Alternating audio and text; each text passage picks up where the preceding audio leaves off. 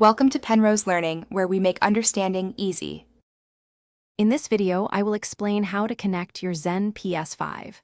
First, understand that the Zen device acts as a powerful bridge, providing unparalleled customization and control options for your PlayStation 5. It allows you to tailor your gameplay with precision, offering an advantage through personalized settings. Getting this setup right is the first step to unlocking its full potential. Begin by taking your Zen device and connecting its short USB cable into one of the available USB ports located at the rear of your PlayStation 5 console. Next, ensure the Zen device receives adequate power.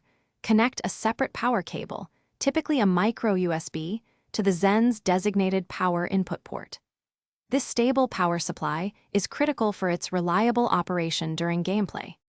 Now, you will connect your authentic PlayStation 5 DualSense controller. Use a high-quality USB-C to USB-A cable, plugging the USB-C end into your controller and the USB-A end into the Zen device's main input port, usually located on the front. This direct connection is essential for the Zen to properly authenticate your controller with the PlayStation 5, ensuring full functionality. Before advanced use, it is critical to update your Zen device's firmware to the very latest version. Connect your Zen to a personal computer using the smaller, separate micro USB data cable.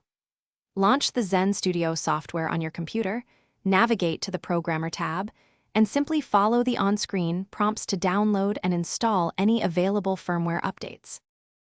Thanks for watching. If this was helpful, leave a like and consider subscribing. See you next time.